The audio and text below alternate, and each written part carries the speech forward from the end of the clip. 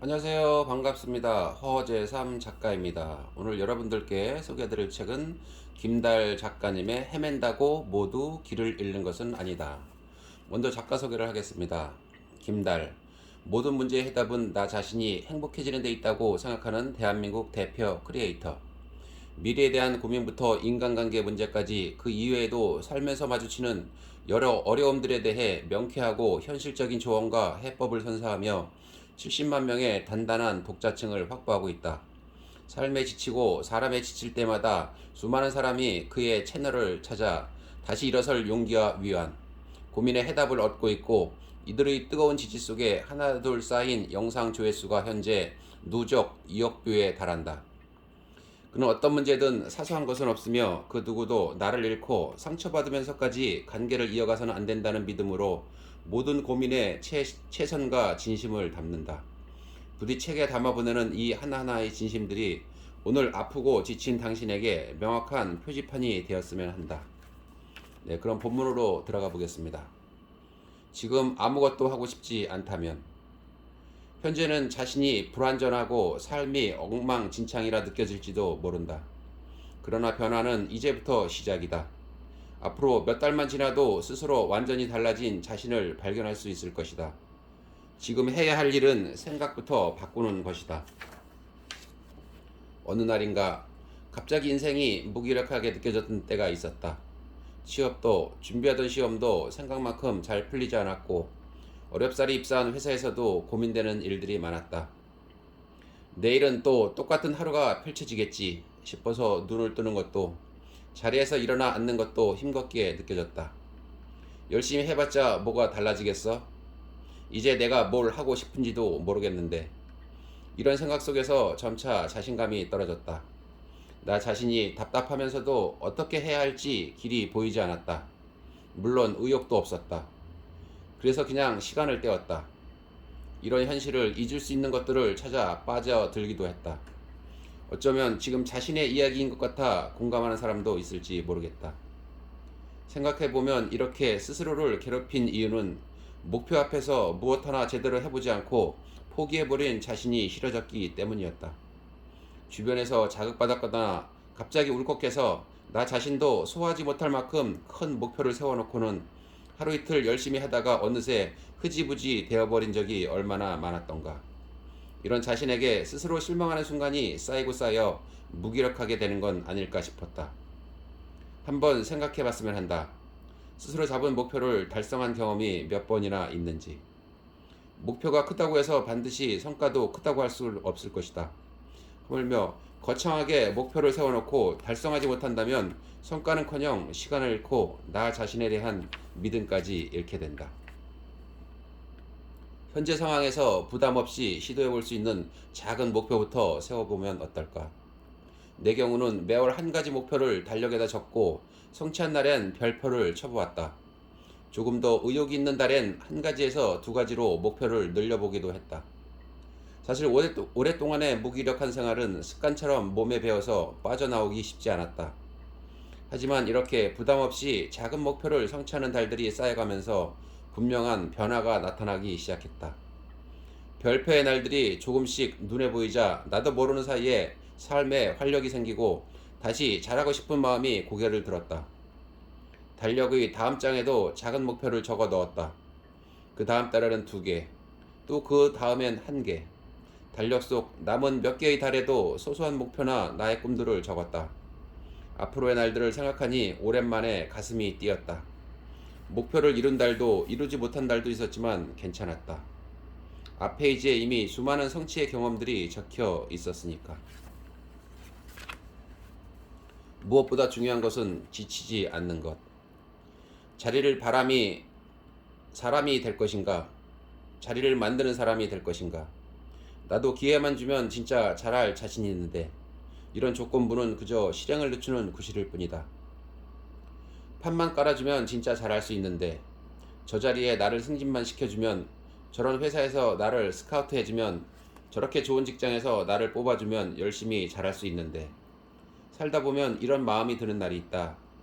지금 내가 서 있는 위치가 못마땅하거나 주변 환경이 내 발목을 잡고 있다는 생각이 들 때 그래서 타인의 조건이 부러워질 때 나는 이 말을 떠올린다. 노력하는 자가 즐기는 자를 못 따라간다. 다 뻥입니다. 그냥 즐겨서는 최고의 결과를 얻을 수 없어요. 저는 단 한 번도 농구를 즐겨본 적이 없어요. 최고의 결과를 위해서 전쟁이라 생각하며 필사의 노력을 다했습니다. 농구선수 출신 예능인 서장훈이 어느 강연에서 한 말이다. 마음이 나태해질 때마다 이 말을 떠올리면 정신이 번쩍 든다. 즐기는 걸로도 부족하다고? 그러한 생각이 들 때마다 즐기는 것만으로는 부족하고 그 이상으로 피나는 노력을 해야 한다는 말인데, 물론 이 의견도 맞다. 하지만 개인적으로는 노력 그 이상으로 즐겨야 오래갈 수 있다고 생각한다. 즐김을 어떻게 정의하느냐에 따라 보는 시각이 달라질 수 있을 듯하다. 내가 생각하는 즐기는 사람은 이미 열심히 하고 최선을 다하는 건 기본 전제로 그에 더해 상황을 즐기는 사람을 말한다. 그에 반해 최선을 다하는 사람은 그냥 최선만 다하는 데서 끝나는 사람이다. 그렇기 때문에 성공의 기회는 즐기는 사람이 가져갈 수밖에 없다고 생각한다. 최선만 다하는 사람은 언젠가는 지치게 되어 있다. 열심히 했는데도 불구하고 나를 알아봐주지 않는다는 걸 느끼면 지칠 수밖에 없다. 반면에 즐기는 사람은 지치지 않는다. 일 자체를 스스로 즐기고 있기 때문이다. 예를 들어 5년이고 10년이고 한 회사에서 뼈를 묻을 각오로 일만 하는데도 나를 알아주지 못한다는 사실을 절감할 때는 지칠 수밖에 없다. 한편으로 최선을 다하면서도 즐기기까지 하는 사람은 쉽사리 흔들리지 않는다. 보상만 바라면서 하고 있는 게 아니기 때문이다. 충분히 재미있게 일을 하면서도 그 일을 하는 자신이 좋고 만족스러운 것이다. 그렇기 때문에 후자 쪽, 그러니까 즐기는 사람에게 더욱 기회가 갈 거라고 생각한다. 내 인생은 왜 이렇게 발전이 없을까? 이런 생각 이전에 우선 최선부터 다해야 한다. 그런 뒤에 최선의 노력을 전제로 즐기기까지 하는 사람이 왜 성공할 수밖에 없는지 그 내포된 의미를 곰곰이 따져봤으면 좋겠다. 그래야 지치지 않고 오래가고 오래가야 언제 나타날지 모르는 성공의 기회를 잡을 수 있다. 누가 봐도 아닌 것 같은 일에 목매면서 열심히 하라는 뜻은 아니다. 정말 하고 싶은 일인 만큼 포기하지 않고 계속할 수 있겠다라는 스스로의 소신과 자신만 있다면 그걸 놓지 않고 즐기면서 최선을 다하라는 것이다. 내 입장에서 이런 말을 해도 될까라는 고민을 지금 이 순간에도 하고 있다. 조금이나마 이 글을 읽어주시는 분들에게 도움이 되었으면 하는 마음에 용기를 내어 전해본다. 그러니 그냥 읽고 넘기는 것이 아니라 한 번 더 곱씹어 생각해 봐 주었으면 한다. 지금 나는 내 일을 어떻게 하고 있는가? 그냥 해야 하니까 마지못해 하는가? 최선을 다하고 있는가? 아니면 그 이상으로 즐기고 있는가? 공무원의 꿈을 포기하니 비로소 보였던 것들. 압박감에서 좀 벗어났으면 좋겠다. 힘든 길이든 더 좋은 길이든 어떤 상황에서도 길은 있다. 지금 당신이 서 있는 길이 막다른 길이 아니라는 사실만은 잊지 않았으면 좋겠다. 시험 중독에 빠진 사회라고들 한다. 정말 주변을 둘러보면 많은 사람이 시험 준비를 하고 있다. 공무원 시험부터 임용고시, 각종 자격증 시험까지 그 종류도 다양하다. 이런 시험들은 특히 인생이 걸렸다고 생각되는 큰 시험일수록 조금만 더 하면 합격할 수 있을 것 같은 기대의 늪에서 헤어나오기가 쉽지 않다. 그렇게 시험 중독에 빠져들게 되는 것이다. 그러다 문득 정신을 차려보면 시간은 한없이 흘러가 있고 손에 쥔 결과는 초라할 뿐일 때 마음에 커다란 동요가 온다. 특히 수험과 취업 준비에 많은 시간을 투입했을수록 자신만 멈춰서 있는 것 같아 조급한 마음이 들고 이대로는 안 될 것 같아 정신 차리지 않으면 끝이야 같은 절박한 심정이 된다. 나 또한 공무원 시험을 준비할 때 그런 마음이었다. 이제 와서 생각해보니 그때의 두려움은 늘 하고자 하는 의지보다 커서 오히려 나를 합격에서 멀어지게 했던 것 같다. 중요한 건 지금 이 순간에 내가 어떻게 대처하느냐에 달려있는 게 아닐까. 불안에 잠식되어 앞으로 한 발도 떼지 못한 채 떨고만 있을 것인가. 어떻게든 두려운 마음을 다스리고 앞으로 계속 나아가 볼 것인가. 당신은 언덕 선택을 할 것인가. 걱정만 한다고 해서 앞날은 달라지지 않는다. 미래에 대한 적당한 불안과 두려움은 오히려 자신을 움직이게 하는 귀한 동력이 될 수도 있다. 나는 지금도 두려운 마음이 들 때마다 이렇게 해보려고 애쓴다. 불안을 떨치는 법 하나, 동기를 다시 생각해 볼 것. 돌이켜보면 공무원 시험 준비를 할 때는 이런 마음이었다. 내가 하고 싶어서 시작하긴 했지만 열의에 불타서 이걸 내가 안 하면 안 되겠다. 반드시 붙어야지. 까지의 절실함은 없었던 것 같다. 그래서 내가 이러면 안 되는 걸 알면서도 자주 흐트러졌고 뭔가 바꿔야 돼. 이래선 안 돼 하는 생각을 했다. 집중하지 못했던 가장 큰 이유는 바로 시험 준비를 하는 정확한 동기를 나 스스로 찾기 못했기 때문이었다. 부모님이 하라고 추천했으니까, 철밥통이라고 하니까, 나중에 먹고 살기 편하겠거니 하는 이유만으로는 결코 합격하지 못한다. 진짜 내 마음에서 우러나는 이유가 있지 않으면 슬럼프가 올 때마다 흔들릴 수밖에 없다. 마인드 컨트롤은 이유 속에서 나온다. 스스로 자신의 내면을 바닥까지 깊게 들여다보고 정말 하고 싶은 일인지 왜 하고 싶은지 숨은 진주를 캐내듯 이유를 찾아야 한다. 이건 자신 외에는 아무도 답을 낼 수 없는 문제다. 눈에 보이지 않지만 결국 꾸준함과 절실함을 만드는 건 스스로 찾아낸 이유이다. 불안을 떨치는 법 둘. 현실적인 문제 요인을 살펴볼 것. 이유가 명확한데도 내가 계속 흐트러지고 마음을 다잡지 못한다는 것 같다면 현실적인 문제도 한번 따져보았으면 좋겠다. 내가 어떤 일을 하고자 함에 있어서 다양한 필요 조건이 갖춰져 있는지를 살펴보라는 말이다. 시험이든 취업이든 목표를 하는 것에 집중할 수 있을 정도의 시간적인 여유, 금전 상황, 주변 환경까지 어느 정도는 갖춰져 있어야 하는데 그렇지 않은 상태로 중대사를 준비하는 사람들도 매우 많다. 공부도 돈이 있어야 할 수 있다는 말은 결코 틀린 말이 아니다. 경제적 여유가 있는 사람과 없는 사람 중 누가 더 공부에 집중할 수 있겠는가? 똑같은 IQ를 지닌 사람이라면 여유가 있는 사람이 다른 걱정거리 없이 더 공부에 집중할 수밖에 없다. 비용에 대한 걱정 없이 강의든 수험서든 자료든 무엇 하나라도 더 효율적인 자료를 입수해 한 발 빨리 목표 달성에 가까워질 테니까. 그러니까 그 현실적인 문제들에 발목 잡히고 있는 건 아닌지 되짚어 봤으면 좋겠다. 현실적으로 나를 방해하는 것들이 있다면 그 문제부터 끝을 내거나 어떤 식으로든 해결을 봐야 한다. 그게 순서에 맞는다고 본다. 불안을 떨치는 법 셋. 압박감에 지지 말 것. 우연히 어느 공무원 시험 강사가 수험생들을 앞에 두고 이런 말을 하는 영상을 보았다. 공무원 시험이 뭐라고? 공무원 안 해도 다 잘 살 수 있다. 다른 길 찾아보면 돼. 이게 아니다 싶을 때는 빨리 다른 길을 가란 말이야. 한 번 더 말하지만 우리나라 5천만 명 중에 공무원은 100만 밖에 없고 나머지 4,900만 명은 너무나 다양한 길을 선택해서 살아가고 있다니까. 이걸 보면서도 크게 공감했다. 스스로 하고자 하는 의지와 뜻을 다지는 일은 필요하다. 왜 해야 하는지 되새길 필요도 있다. 다만 이 길이 내 평생 직업이라고만 생각해서 도저히 합격의 기미가 없는데도 계속 매달려 있다면 오히려 그게 내 인생을 망치는 길이 된다. 부디 압박감에서 벗어나 합격의 가능성을 냉정하게 따져봤으면 한다. 절박함과 압박감에 사로잡혀 아무런 판단도 할 수 없을 때는 이렇게 생각하면 어떨까? 어떤 상황에서도 이 길이 아니더라도 살 방법은 있다. 조금 더 돌아간다고 생각한 길이 오히려 지름길일 수도 있고 안전하게 그냥 그대로 가자고 생각했던 길이 나를 더 힘들게 만드는 길일 수도 있다.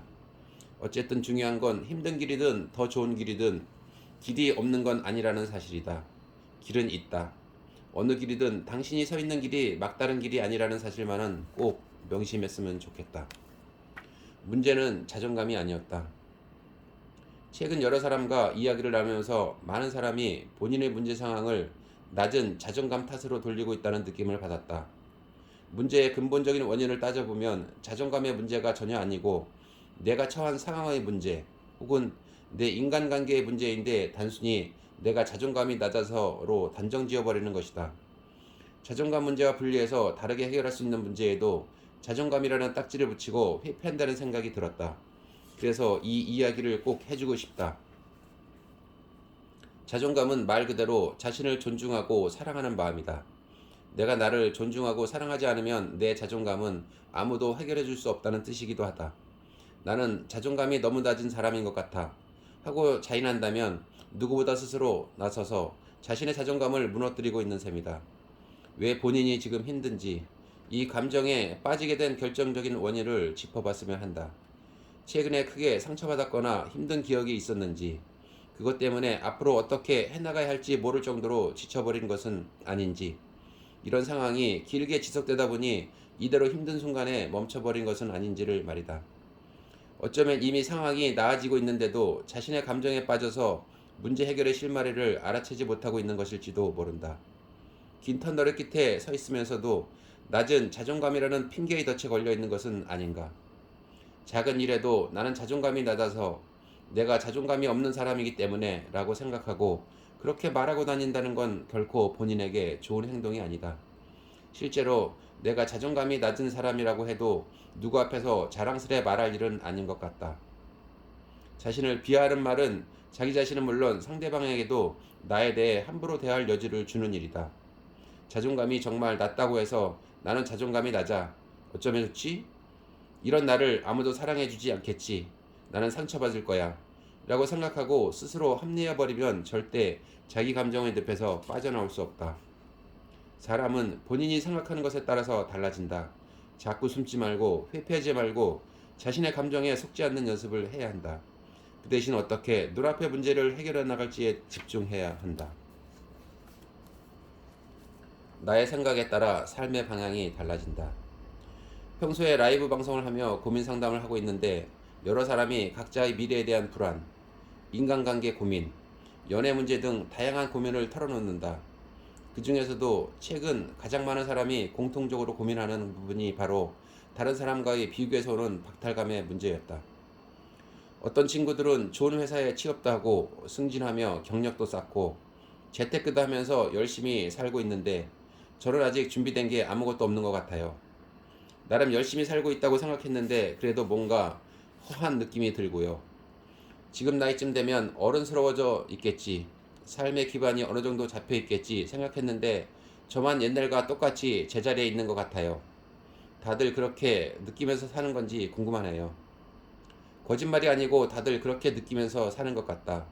금수저를 물고 태어나지 않는 이상 대부분의 사람들은 비슷한 마음으로 하루하루 살아가고 있다. 타인과 비교해서 그를 부러워하고 내 부족함을 자책하면서 살아간다. 때로는 자포자기하는 심정으로 현실을 외면해버리는 사람도 있다. 좋은 회사에 취업하고 승진하고 재테크로 큰 수익을 올리고 이런 일들이 반드시 행복과 직결된다고는 할 수 없을 것이다. 취업한 뒤에도 적성에 맞지 않아 고통받고 승진 뒤에 따르는 막중한 부담감에 괴로워한다. 재테크는 지금이라도 조금씩 공부해서 시작하면 될 일이다. 만약 단기간에 큰 수익을 올린 사람이 부럽다면 큰 수익을 올릴 수 있는 투자에는 당연히 큰 리스크도 내재되어 있음을 잊지 말아야 한다. 나에게는 그만큼의 리스크를 감당할 각오가 있는가? 다른 이들의 삶이 부럽고 대단해 보이는 이유는 단 하나다. 결코 내가 부족해서가 아니라 단지 아직 시도하고 성취해보지 못한 일이기 때문이다. 오르지 못한 산이 더 높아 보이듯 내가 겪은 일이 아니기 때문에 더욱 대단한 것처럼 보일 뿐인 것이다. 바로 이 지점, 여기서 나의 생각에 따라 삶의 방향이 달라진다. 부러워하고 자포자기할 것인가, 두려움을 이겨내고 도전해볼 것인가.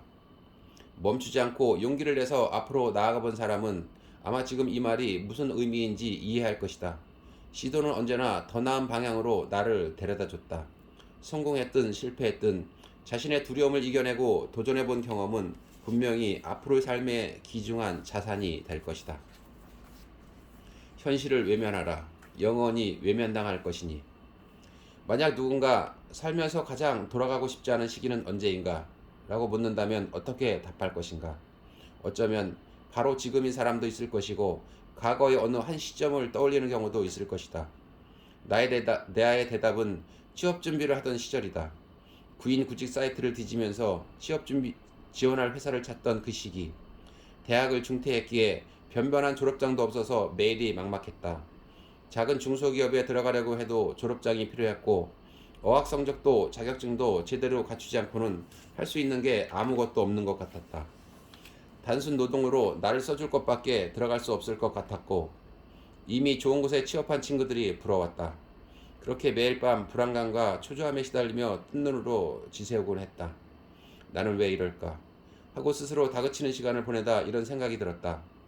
한 번도 제대로 해보지 않았으면서 남만 부러워하다니 정말 비겁하네. 나는 열심히 하지 않아서 세상에 뒤처진 것뿐이었다. 그 사실부터 인정해야 했다. 번듯한 회사에서 일하면서 매달 200만 원, 300만 원 버는 게 부럽다면 내가 그 사람보다 공부를 덜 했고 노력이 부족했기에 뒤처진다는 사실부터 인정해야 한다. 그냥 자존심만 내세운다고 해서 달라지는 건 아무것도 없다. 나도 친구들이 다 괜찮은 중소기업, 대기업에 취직하고 편하게 일하는 것처럼 보여서 부럽기도 하고 한편으론 내가 뒤처지는 것만 같아서 그랬다. 그런데 현실적으로 보면 그 친구들은 나보다 더 많은 공부를 했고 회사에서 원하는 자격증들을 준비했으며 어학 점수를 위해 몇 번이고 시험을 치면서 나보다 무엇이라도 하나 더 준비했던 이들이다. 그럼에도 이런 상황에서 그들보다 더 잘 되려고 한다면 그건 과한 욕심이라는 사실을 그때는 받아들이지 못했다. 그러다 나이가 점점 들고 현실과 부딪히게 되면서 상황을 온전히 받아들이고 변하려고 노력하기 시작했다. 안 받아들이면 답이 없는데 별 수가 없었다. 성공하고 싶고 당당해지고 싶으면 자존심 세우기보다는 현실 파악부터 해야 한다. 나는 이미 그들과는 다른 길을 걸어왔던 사람이다. 그래서 그들과 같은 대우를 받을 수 없다. 이 사실부터 직시했다. 내가 그 사람들과 비슷하거나 더 많은 월급을 받으려면 내 몸을 불사르는 수밖에 없다는 결론이 나왔다. 쉽게 말하면 그들보다 훨씬 더 많은 시간, 어쩌면 하루 종일 쉬는 날 없이 일해야 그들만큼 벌 수 있다는 현실을 받아들였다. 그렇게 생각하고 나서 가장 하고 싶던 일을 하니까 밤새워 방생을 해도 편집하느라 낮밤이 바뀌어도 크게 힘들지 않았다. 남을 부러워하고 자존심 내세울 시간에 내 현실부터 받아들이면 어떨까? 그러면 그때부터는 남의 시선을 의식할 새도 없이 내 삶, 그 자체에 몰두할 수 있게 될 것이다. 계획 있는 사람은 두려울 것이 없다. 인생에 정답이 없듯이 어느 한 가지 길이 맞고 틀리다고는 할 수 없을 것 같다. 모두 다 다른 선택을 할 뿐이지 않을까. 누군가 나와 같은 선택을 하면 공감하고 박수를 보내면 되고, 나와 다른 선택을 한 사람이 내게 쓰디쓴 말을 한다 해도 도움되는 말이라면 명심하면 된다. 이런 점에서 나는 의식적으로 달콤한 말은 뱉어내고 쓴 말은 삼키며 살아가려고 하고 있다. 칭찬의 말들은 감사히 듣되 따가운 조언은 진심으로 받아들여서 내 시야를 가리던 부정적인 견해를 걷어내고 원래 가려던 방향으로 최선을 다해 살아가려고 한다. 이것 또한 나의 선택이고 내가 택한 삶의 방법이다. 부디 지금 하는 이야기들이 쓰디쓰게 와닿더라도 조금이나마 당신의 일상에 도움이 된다면 마음을 열고 들어줬으면 좋겠다. 요즘 들어 스펙과 경력이 나를 먹여주는 시대는 끝났다는 생각이 든다. 나의 과거가 내 미래를 정해주는 게 아니라 오늘 어디를 바라보고 사는가가 내 앞날을 결정해줄 것이다. 어느 독자가 남겨주신 이 메시지처럼 장기적인 목표를 세우고 달리는 사람과 그렇지 않은 사람의 미래는 분명 완전히 다를 것이다. 매일이 바쁜 만큼 우리는 미처 멀리까지 내다보며 삶을 살지 못한다. 당장의 인간관계나 취업 문제만큼이나 20, 30년 뒤의 삶 또한 중요하다는 걸 알고 있지만 하루하루 살아가기에 급급한 것이다.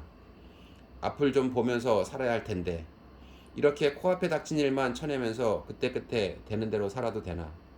이런 생각을 하는 사람이 나뿐만은 아닐 것이다. 장기적인 목표를 가지고 사는 게 지금보다 나은 삶을 만드는데 매우 큰 역할을 한다. 스스로에게 질문을 던져보자. 과연 나에게는 장기적인 목표가 있는가? 1년, 3년, 5년짜리 목표가 아니라 평생을 두고 이루어 나가려는 장기적인 목표 말이다. 아마 대부분이 장기 목표를 갖고 있지 않을 것이다. 나 또한 그랬다. 작가의 꿈을 오랫동안 마음속에 품고 있었지만 내가 과연 글을 쓸 수 있는 사람인가? 내 글을 읽어줄까? 싶은 마음에 오랫동안 망설이기도 했다.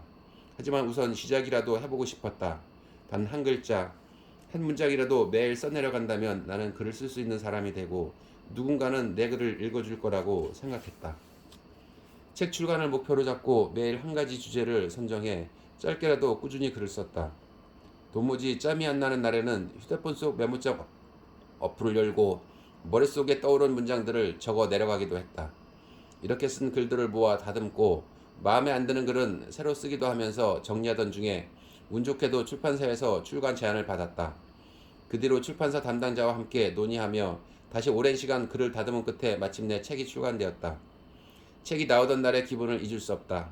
출간 기념 사인회장을 찾아주신 많은 분의 얼굴. 그때 나누었던 이야기를 떠올리면 아직까지 마음이 뭉클해진다. 내가 처음 작가가 되고 싶다. 책을 낼 것이다 라고 했을 때의 주변 반응을 기억한다. 대부분 뜻밖이라는 표정이었고 긍정적이지 않은 반응이었다. 하지만 이 한마디가 나를 움직였다. 매일 글을 써라. 그리고 나서 무슨 일이 일어나는지 한번 보자. 책을 읽다가 우연히 만난 작가 레이 브래디버리의 이 말을 본 그날, 바로 그 순간부터 작가의 꿈을 향한 나의 하루가 시작되었다. 5년 뒤, 10년 뒤, 20년 뒤의 목표를 세운다 해도 반드시 현실이 꼭 들어맞는다는 보장은 없다. 하지만 머릿속에 내 인생의 청사진을 그려놓으면 비슷한 방향으로는 걸어갈 수 있다. 이렇게 끊임없이 앞으로 나아가는 게 중요한 것 아닐까? 우리 모두 어떻게 나아갈 것인지 제대로 앞을, 미래를 보고 계획을 짜서 내딛는 한 걸음 한 걸음에 확신이 있는 매일을 살았으면 한다. 그러고 나서 무슨 일이 일어나는지 한번 보자. 그때 당신이 뿌듯하게 미소 짓고 있다면 더 바랄 것이 없겠다. 여전히 불안해하거나 통쾌하게 역전하거나. 하루는 이런 고민이 담긴 메시지가 왔다. 외모랑 성격, 대학, 가정환경 모두 크게 부족하진 않은 것 같은데 그래도 자꾸 주변 사람이 부럽고 지금 상태에 만족하며 사는 게 너무 힘들어요. 도대체 어떻게 해야 할까요? 이 질문을 받고 우선 이렇게 되묻고 싶었다. 정말 아무것도 부족한 게 없는 것이 맞는가요? 라고. 어쩌면 하나도 부족한 건 없지만 그 모든 것을 어중간하게 가졌기 때문에 지금이 불만족스럽게 느껴지는 건 아닐까. 부족한 게 없다는 말이 곧 풍족하게 가졌다. 삶의 모든 요소를 꽉꽉 채워 100%다 가졌다는 뜻은 아닐 것이다. 아무리 많이 가졌다 해도 내가 만족하지 못하면 결핍감에서 벗어나기 힘들다. 남들이 보기에 적게 가진 것 같아도 본인이 생각하기에 따라 만족하는 사람도 분명히 있다. 모든 것은 내 마음속의 기준이 무엇이냐에 달려있다. 스스로 자신에 대해 정확하게 판단하고 자신이 어느 정도 수준이어야 만족할 수 있는지 아는 사람만이 수시로 찾아오는 미래에 대한 불안감에서 벗어날 수 있다. 사람들이 보편적으로 고민하는 문제는 크게 몇 가지로 추려진다. 건강 문제, 금전적인 문제, 인간관계 문제. 금전적인 문제만 해도 지금 가진 돈이 애매하다고 느끼니까 더 벌고 싶고 더 모으고 싶고 더 많았으면 좋겠는 것인데 만약 보통 사람들이 생각하는 충분한 재산에 도달하면 그 돈은 만족하게 될까? 3년 전에는 좀 부족한 감이 있었지만 이제 이만큼이나 모았으니까 마음이 편해져 있어. 더 이상 불안하지는 않네? 하고 느낄 것 같은가? 절대 그렇지 않을 것이다. 위 고민도 비슷한 경우라고 생각한다. 외모, 성격, 대학, 가정환경. 어느 하나도 부족한 게 없다고 느끼는데 만족하면서 사는 게 너무 힘든 이유는 자신을 너무 모르기 때문이다. 자신만이 알 수 있는 만족의 기준을 모른 채 남들과 비교만 하고 있기 때문이다. 모든 조건은 결국엔 상대적일 수밖에 없다. 외모만 해도 스스로 부족하지 않다고 여긴다 하더라도 지나가다 보면 나보다 예쁘고 잘생긴 사람은 항상 있다. 대학도 마찬가지다. 내가 아무리 괜찮은 학교에 다녀도 나보다 더 공부 잘하고 더 좋은 대학에 다니는 사람은 분명히 있다. 가정 환경 또한 부족한 거 없이 살았지만 나보다 훨씬 더 잘 사는 금수저들은 너무나 많다. 모든 것은 상대적이다. 내가 무엇을 얼마나 가졌느냐의 문제보다 가진 게 상대적으로 좀 부족하다 해도 자신의 기준에서 만족할 수 있어야 행복하지 않을까. 아무리 많이 가졌어도 본인이 만족하는 방법을 터득하지 못하면 결핍감을 떨쳐내지 못하고 살아가게 될 것이다. 내 현 상황이 어떤지 직시하고 내가 어디서 희열을 느끼고 행복해하는지, 즉 만족할 거리와 기준을 찾아내고 그걸 이뤄나가는 게 진정 행복으로 이어지는 방법일 것이다. 그 만족할 것에는 분야의 좋고 나쁨도 기준의 높낮이도 필요 없다. 그저 본인이 행복을 느끼는 일이라면 그 무엇도 상관없지 않을까. 이렇게 사는 걸 더 이상 참을 수 없을 때. 요즘 뉴스를 보다 보면 불안과 취업난을 다룬 소식이 반드시 등장한다. 이런 뉴스들을 보다가 예전의 일이 떠올랐다. 오랫동안 일이 안 풀리고 있었고 슬럼프에 빠져 허우적거리면서 지금의 상황을 합리화할 만한 명분을 찾았던 때가 있었다. 현실적으로 보면 답은 명확했는데도 자기 합리화 속에 도망치려 했던 건 아무것도 하고 싶지 않고 무엇을 해야 할지도 몰랐기 때문이다. 하지만 대부분의 경우 지금 내가 처한 힘든 상황은 외부적인 이유와는 전혀 상관이 없다. 받아들이기엔 아프지만 이게 진실이다. 외부의 영향을 전혀 받지 않을 수는 없다. 실제로 내가 처한 환경으로 인해서 성과나 결과를 내기 어려울 수도 있다. 하지만 이런 환경을 뚫고 헤쳐나가겠다고 마음먹어야지 스스로 그걸 이유 삼아 합리화하고 안주하기 시작하면 그때부터 인생 꼬이는 건 한순간이다. 자기 합리화가 무서운 이유는 하면 할수록 그 거짓이 정말 합리적이라고 생각하게 되기 때문이 아닐까. 마음가짐이 변하지 않으면 어려운 상황은 결코 나아질 수 없다. 3년이고 4년이고 5년이고 30년이 넘어서도 계속된다.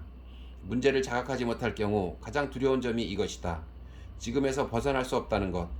자신이 처한 상황을 남 탓으로 돌리고 합리화하려는 생각에서 하루빨리 벗어나지 않으면 평생 지금처럼 힘들 수도 있다. 기억하자. 어떤 무서운 전염병이든 경제 불황이든 지금 나를 힘들게 하는 이 상황은 내가 죽을 때까지 계속되는 게 아니라는 것을. 그때부터는 어떤 명분을 들이밀며 합리화할 것인가 자신에게 물어봤으면 좋겠다. 언제까지 사회 탓, 남의 탓하면서 아무것도 안 할 것인가. 정신을 차려보면 현명한 사람들은 똑같이 어려운 환경 속에서도 자기 할 일 다 하고 이미 저만치 훌쩍 앞서가고 있을 것이다. 그들과의 간격은 결코 좁히기 쉽지 않을 것이다. 그때 몰려올 이루 말할 수 없을 정도의 상실감에는 어떻게 대처할 것인가. 그러니까 어떤 상황에서도 자신이 해야 할 일은 하고 도저히 여의치 않을 때는 남들보다 다 힘들겠거니 생각을 하면서 버티는 게 맞지. 이것 때문에 안 되고 저것 때문에 안 되니까 하면서 차일피일 미루다 보면 나만 더욱 뒤처질 뿐이다. 해결책은 나에게 있다. 환경 탓하지 말고 계획하고 실천에 옮기는 것. 이게 단순하지만 제일 확실한 방법이다. 행여나 힘든 사람들의 심정을 이해하지 못한다고 오해하지 않았으면 좋겠다. 그게 아니라 스스로 합리화하는 행동이 내 인생에 독이 된다는 걸 뼈저리게 겪어봤기에 최소한 당신은 그러지 않았으면 하는 것이다. 매력을 인생의 무기로 바꾸는 기술. 많은 경우 사람은 타인과의 관계 속에서 자신의 가치를 확인하려고 한다. 누군가의 관심을 끌거나 인기 있기를 바라기도 하고 그렇게 상대에게 소중한 존주가 되기를 원한다. 이런 호감을 끌어내는 가장 큰 요소가 바로 매력이다. 매력의 사전적 정의는 사람의 마음을 잡아끄는 힘이다. 한자로는 매혹할 매, 도깨비 매에 힘력자를 쓴다. 도깨비처럼 사람의 마음을 잡아끄는 신비한 힘. 이런 매력에는 물론 외적인 요소도 상당 부분 작용한다. 멋지고 아름다운 외모의 사람은 자연스레 첫인상에서 더 많은 가산점을 받는다.